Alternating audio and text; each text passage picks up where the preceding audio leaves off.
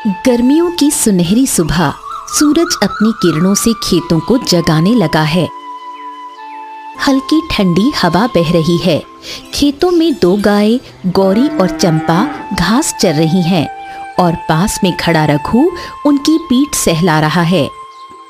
अरे गौरी और चंपा, हाँ तुम हो मेरी सबसे बड़ी दौलत। अरे तुम्हारा दूध ही तो मेरी रोजी रोटी है। तुम रहोगी तो मेरा घर भी चलता रहेगा। गौरी स्नेह भरी आंखों से रघु की ओर देखती है और प्यार से उसकी हथेली चाटती है। रघु हंसता है और उसके सिर पर हाथ फेरता है। लेकिन सुख के दिन हमेशा नहीं रहते। कुछ दिनों बाद गौरी की तबीयत बिगड़ने लगती है। वो कमजोर लग रही है, घास खाने में भी आलस कर रही है, दूध देना भी कम कर दिया है। अरे अरे अरे अरे, ये क्या हो गया? अरे अगर गौरी ने दूध देना बंद कर दिया तो मैं क्या करूंगा? मेरी तो कमाई ही इस पर टिकी हुई है। हो, इसकी हालत ठीक नहीं लग रही। मैं गांव के वैद्य को बुला के लाता हूं।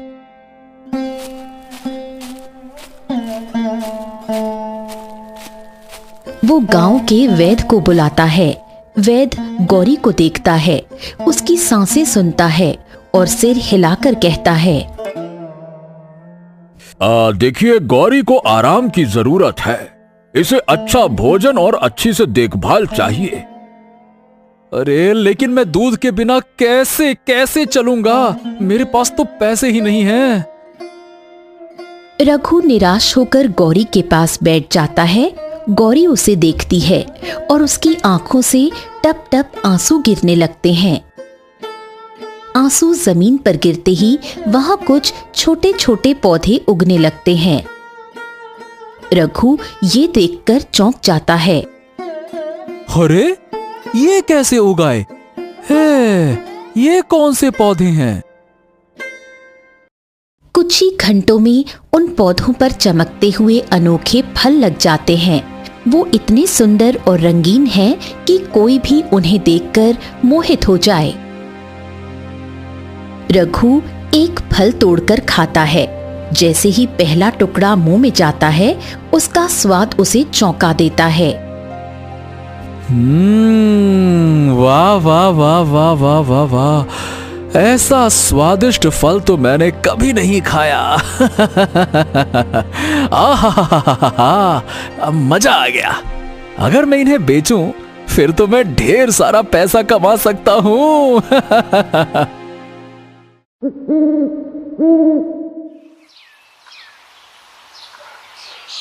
अगले दिन वो गांव के बाजार में इन फलों को बेचने जाता है। लोग उत्सुकता से इन अनोखे फलों को देखते हैं और खरीदने लगते हैं। अरे रघु, ये फल कैसे लाया तू भाई? अब पहले तो कभी नहीं देखे। कहाँ से लेके आया? हाँ, बहुत मीठे हैं। ऐसे फल तो हमें रोज चाहिए। मजा आ गया। हाँ। रघु का व्यापार तेजी से बढ़ने लगता है। अब वो रोज गौरी के आंसुओं से फल उगाने लगा है, लेकिन धीरे धीरे उसकी नीयत खराब होने लगती है। हाँ, अगर गौरी के आंसू से ये फल उग सकते हैं तो क्यों ना एक काम करूं, इसे और रुला कर और ज्यादा फल पैदा करूं। हाँ, इससे तो मेरा व्यापार और बढ़ेगा। हाँ।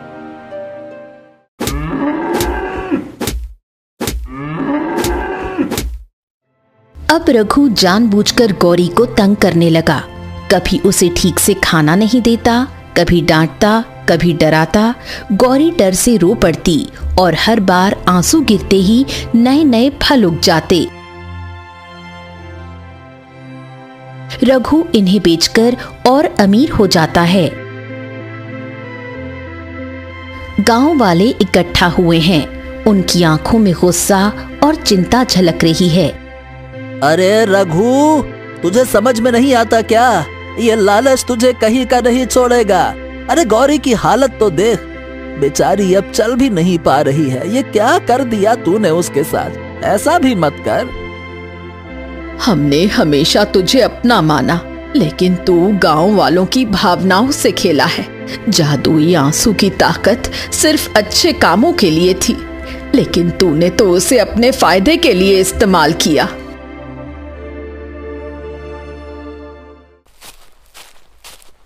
हाँ, बस बस बस, मुझे मत समझाओ। ये आंसू मेरा है, मेरी किस्मत बदली है, तो इससे तुम्हें क्यों जलन हो रही है? क्यों दे रहे हो ज्ञान फालतू में, हैं? मुझे सोने चांदी की जरूरत है, गरीबी में नहीं मरना चाहता मैं। अरे लेकिन तेरा लालच ही तुझे मार डालेगा रघु। देख नहीं रहा गौरी की हालत कितनी बिगड़ गई है। अगर उसे कुछ हो गया तो क्या करेगा तू, हैं? गौरी? अरे मुझे उसकी हालत से क्या लेना देना, मुझे तो उसके आंसू चाहिए। वो खुद ही कमजोर है तो इसमें मैं क्या कर सकता हूं? मुझे इससे कोई फर्क नहीं पड़ता, समझे? गांव वाले एक दूसरे की ओर देखते हैं। अब उनका गुस्सा चरम पर है। कुछ लोग फुसफुसाने लगते हैं। चंपा गौरी के पास बैठी है। उसकी आंखों में आंसू हैं। वो गौरी के दर्द को देख नहीं पा रही। गौरी की सांसें धीमी हो रही हैं। काश तेरे पास ये जादुई आंसू ना होते गौरी। अगर ये ना होते तो तुझे ये सजा नहीं मिलती। मैं तेरा दर्द देख नहीं सकती। गौरी हल्की आवाज में रंभाती है, जैसे वो कुछ कहना चाहती हो, लेकिन बहुत कमजोर है और उसकी आंखों से आंसू टपकते हैं। अरे ये देखो, चंपा के आंसू। हो, ये भी जादुई लग रहे हैं। लेकिन चंपा के आंसू से कोई पेड़ पौधा नहीं उगता, पर जमीन से एक अजीब सी जड़ी बूटी घास के रूप में उगने लगती है। सब चौंक जाते हैं। ये कौन सी घास है? पहले तो कभी नहीं देखा ऐसा। गंगाराम घास को ध्यान से देखता है और समझ जाता है। ये कोई साधारण घास नहीं है। अरे ये तो कोई दुर्लभ औषधीय जड़ी बूटी लगती है। शायद गौरी को ये खिलाने से वो ठीक हो सकती है। गांव के लोग जल्दी से घास को तोड़ते हैं और उसे गौरी को खिलाने की कोशिश करते हैं। पहले तो गौरी कमजोर होती है, लेकिन जैसे ही वो इसे खाती है, उसकी आंखों में हल्की चमक लौटने लगती है। उसकी सांसें अब गहरी और स्थिर हो रही हैं। गौरी बच रही है। ये जड़ी बूटी कोई चमत्कार से कम नहीं।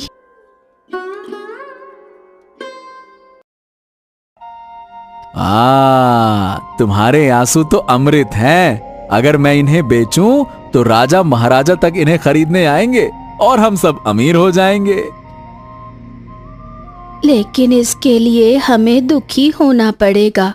क्या तुम हमें जानबूझ के रुलाना चाहोगे? अब अरे गौरी, इतना भी मत सोचो। देखो, मैं तो बस इतना चाहता हूं कि तुम्हारे आंसू मेरे लिए सौभाग्य लेकर आए। देखो, ये हमारे लिए एक वरदान है। रघु अब अपनी योजना बनाने लगता है। वो सोचता है कि अगर वो अपनी गायों को बार बार रुला सके तो वो ढेर सारा धन कमा सकता है। हाँ, अगर हर दिन थोड़ा थोड़ा आंसू मिल जाए तो मैं तो सबसे बड़ा व्यापारी बन सकता हूँ। मेरी गाय मेरे लिए दौलत की कुंजी है। कुबेर का खजाना है, खजाना। गौरी और चंपा ये सुन लेती हैं और उनकी चिंता और बढ़ जाती है। वो जानती हैं कि अगर रघु के लालच को समय रहते नहीं रोका गया तो वो कभी खुश नहीं रह पाएंगी।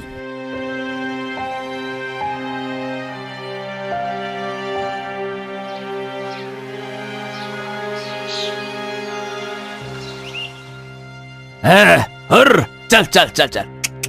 अरे चल चंपा, आंसू निकाल। अरे रोएगी नहीं तो मैं तुझे भूखा रखूंगा, खाने को नहीं दूंगा, मारूंगा अलग से। चल निकाल आंसू, निकाल। अरे निकाल, नहीं तो मारू एक डंडा। डब। चंपा डरकर पीछे हटती है, लेकिन रघु गुस्से से एक छड़ी उठाता है और उसे हल्का धक्का देता है।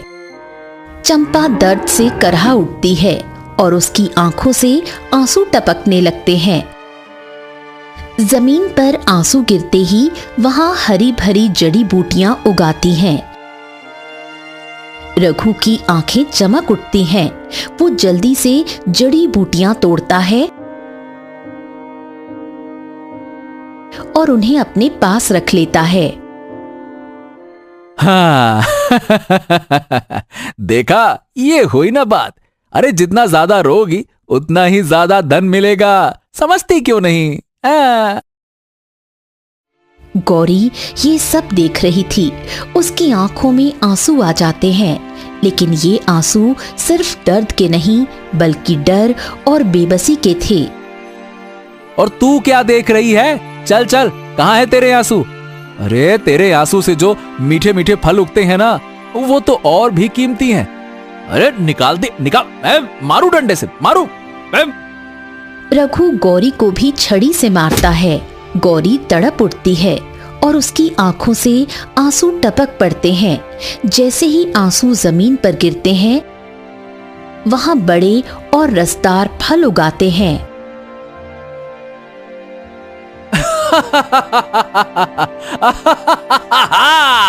अब तो मैं सबसे अमीर आदमी बन जाऊंगा।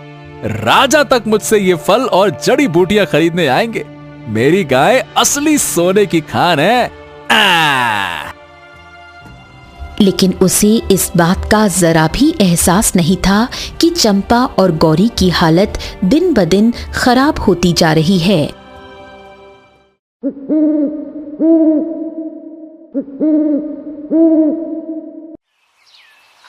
कुछ ही दिनों में चंपा और गौरी की हालत बेहद खराब हो गई। वो कमजोर हो गई थीं। उनकी आंखों के नीचे गड्ढे पड़ गए थे और उनकी हड्डियां दिखने लगी थीं। गौरी, मुझसे अब और सहन नहीं होता। मेरा शरीर दर्द से भरा हुआ है। चंपा, हमसे हमारी खुशी छीन ली गई है। हमें इस हालत में देखकर भी रघु को जरा भी दया नहीं आ रही। रघु अब भी लालच में अंधा हो चुका था। वो दिन रात गायों को सताता और उनके आंसू इकट्ठा करता, लेकिन धीरे धीरे उसकी गायें इतनी कमजोर हो गईं कि उनके आंसू भी सूखने लगे। अरे चंपा चंपा चंपा, रो क्यों नहीं रही है? तेरे आंसू कहाँ गए? आंसू खत्म हो गए क्या? रो ना, रो क्यों नहीं रही है? रो रो। रघु, हम अब और नहीं सह सकते। हमारे आंसू खत्म हो चुके हैं। रघु को अब एहसास हुआ कि उसके लालच ने उसकी ही सबसे कीमती चीज छीन ली थी। चंपा और गौरी अब इतनी कमजोर हो चुकी थीं कि चल भी नहीं पा रही थीं। वो धीरे धीरे जमीन पर गिरने लगीं। अरे ये क्या हो गया? मेरी गाय इतनी कमजोर क्यों हो गई? कहीं कहीं ये मर तो नहीं जाएंगी? हाँ हाँ हाँ, नहीं नहीं नहीं नहीं नहीं, इन्हें मरने नहीं देना है। नहीं नहीं नहीं नहीं नहीं। रघु अब डरने लगा। उसने अपने ही लालच में अंधे होकर अपनी प्यारी गायों को खत्म करने के कगार पर पहुंचा दिया, लेकिन अब बहुत देर हो चुकी थी। चंपा और गौरी जमीन पर निढाल पड़ी थीं और उनकी सांसें धीमी होती जा रही थीं। रघु अपनी कमजोर और निढाल पड़ी गायों को देख रहा था, लेकिन उसकी आंखों में अब भी कोई पछतावा नहीं था। वो अब भी यही सोच रहा था कि कैसे उन्हें और रुलाकर फायदा उठाया जाए।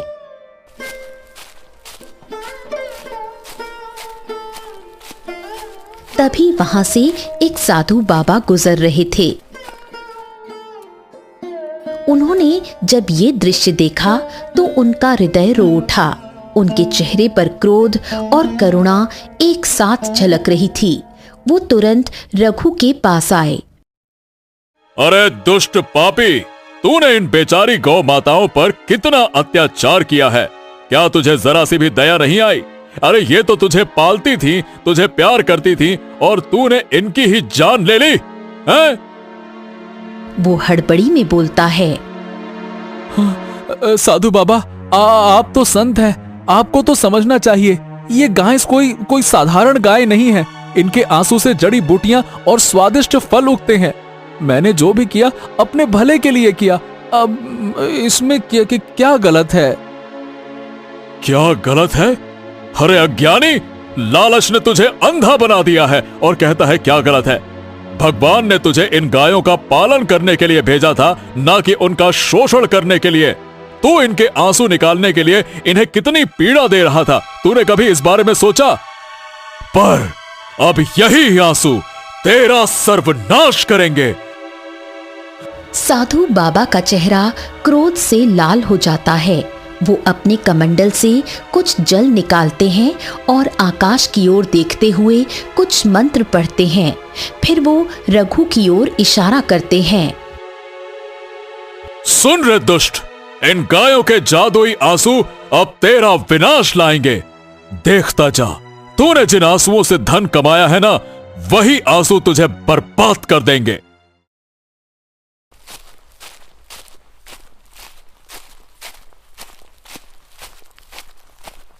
रघु उनकी बातों को मजाक में उड़ा देता है और अपने घर के अंदर चला जाता है। लेकिन तभी कुछ अनहोनी होने लगती है। चंपा और गौरी अब अपनी अंतिम सांसें ले रही थीं। उनकी आंखों से आखिरी बार आंसू टपके, लेकिन इस बार कोई फल नहीं उगा, कोई जड़ी बूटी नहीं निकली। जमीन पर आंसू गिरते ही मिट्टी काली पड़ने लगी, जैसे वहां कुछ जल गया हो। हवाएं तेज चलने लगी और एक अजीब सी नकारात्मक ऊर्जा फैलने लगी।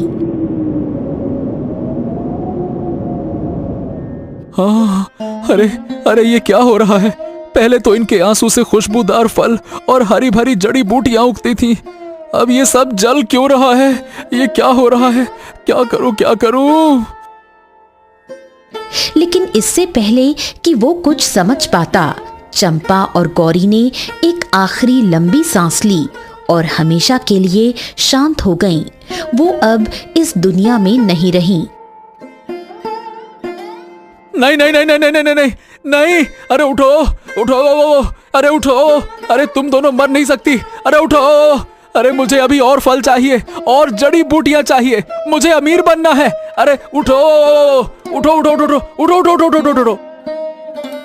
लेकिन अब बहुत देर हो चुकी थी। रघु के लालच ने उसकी सबसे बड़ी दौलत छीन ली थी। वो घुटनों के बल गिर पड़ा, लेकिन अभी भी उसे अपने किए पर पछतावा नहीं हुआ था, बल्कि उसे केवल अपने नुकसान की चिंता थी।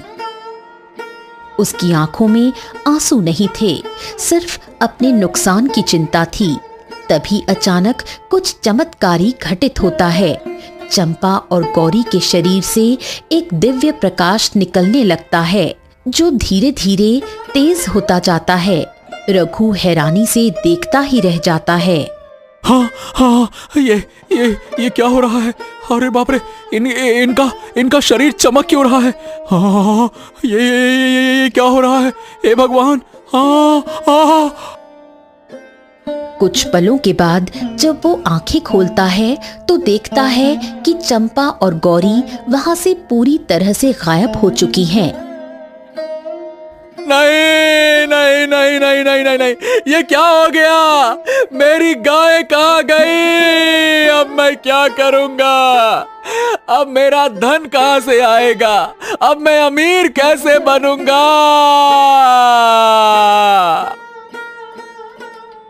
जैसे ही रघु विलाप कर रहा होता है, अचानक एक तेज रोशनी आसमान से नीचे उतरती है और देखते ही देखते उस रोशनी से एक सुंदर परी प्रकट होती है। उसकी आंखों में क्रोध की अग्नि जल रही है। दुष्ट, लालची, अज्ञानी मनुष्य, क्या तुझे अब भी समझ नहीं आया कि तूने कितना बड़ा पाप किया है? रघु डर के मारे कांपने लगता है उसने कभी सोचा भी नहीं था कि उसकी गायें साधारण नहीं थीं। आप कौन है और मेरी गाय कहाँ चली गई? मैं ही तेरी दोनों गायों के रूप में तेरे घर आई थी। मैंने ही चंपा और गौरी का रूप धारण किया था ताकि तेरा जीवन सुखमय हो जाए, तुझे धन धान्य की प्राप्ति हो और तू एक अच्छा इंसान बन सके। रघु की आंखें फटी की फटी रह जाती हैं। उसके चेहरे पर अविश्वास झलकता है। हाँ, नहीं नहीं नहीं नहीं नहीं, ये कैसे हो सकता है? आप ही मेरी गाय थी तो फिर? हाँ, मैं ही चंपा और गौरी थी, लेकिन तूने अपने लालच को प्राथमिकता दी, अपने स्वार्थ के लिए हमें पीड़ा दी और अंततः अपनी सबसे बड़ी दौलत खो दी। परी के शब्दों से पूरा वातावरण भारी हो जाता है। हवाएं तेज चलने लगती हैं, जैसे प्रकृति भी परी के क्रोध का समर्थन कर रही हो।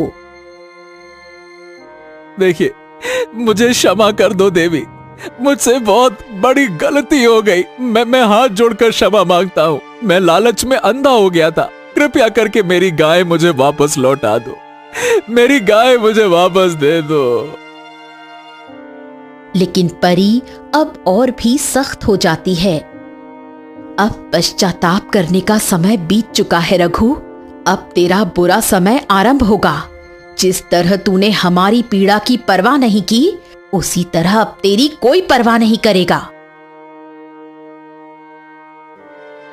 रघु डर के मारे हिल जाता है, लेकिन परी के चेहरे पर कोई दया नहीं थी और वो अपनी जादुई छड़ी को ऊंचा उठाकर आकाश की ओर घुमाने लगी। जैसे ही उसने छड़ी घुमाई, आकाश में काले बादल छा गए और बिजली कड़कने लगी। हवाएं भयावह रूप से चलने लगीं। रघु, तूने जिन आंसुओं से धन कमाने का स्वप्न देखा था, वही आंसू अब तेरा सर्वनाश करेंगे। देख, तेरी तिजोरी भरने वाले ये पेड़ पौधे अब धूल में बदल जाएंगे। परी ने अपनी छड़ी से जमीन पर एक जोरदार प्रहार किया। उसके वो फलदार पेड़, जिनसे स्वादिष्ट फल गिरते थे, झुलसने लगे। जड़ी बूटियों के पौधे, जो उसके लिए सोने के समान थे, राख में बदलने लगे। नहीं नहीं नहीं नहीं नहीं नहीं, मेरा बगीचा, मेरे फलदार पेड़, अरे मेरी अनमोल जड़ी बूटियां, ये सब मत जलाओ, मत जलाओ। उसके हाथ पांव कांप रहे थे।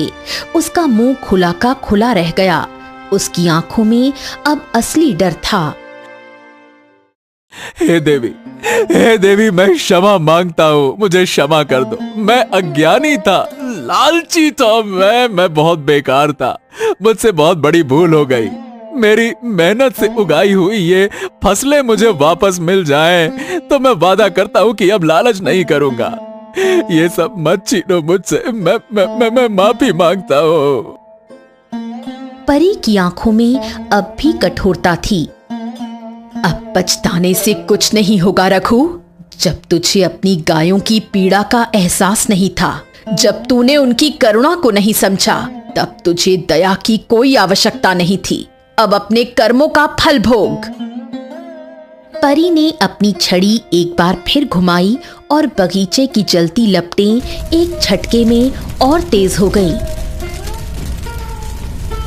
जो जगह कभी हरी भरी थी, वहां अब सिर्फ कालिख और जलने की बदबू थी।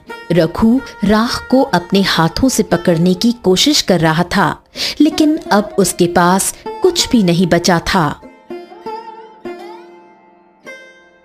उसकी आंखों में पछतावे के आंसू थे, लेकिन अब बहुत देर हो चुकी थी। परी अब भी हवा में तैर रही थी। उसकी आंखों में कठोरता बनी हुई थी। एक आखिरी बार उसने रघु को देखा और फिर धीरे धीरे उसकी छवि धुंधली होने लगी।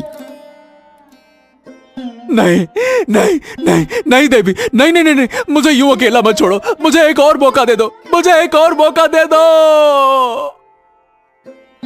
लेकिन अब कोई जवाब नहीं था। परी जा चुकी थी। उसकी पूरी संपत्ति हवा में उड़ती जा रही थी। नहीं नहीं नहीं नहीं नहीं नहीं नहीं नहीं, ये सब कैसे हो सकता है? मेरी पूरी मेहनत, मेरा सब कुछ चला गया।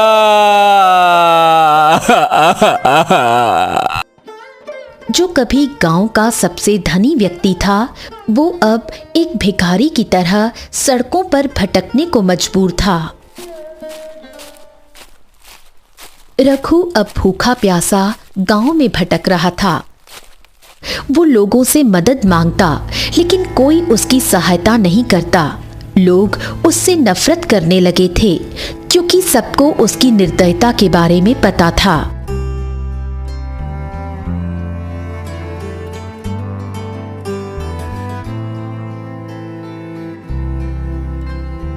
भाइयों और बहनों, कृपया करके मेरी मदद करो, मुझे खाने के लिए कुछ दे दो, मेरे पास कुछ नहीं है।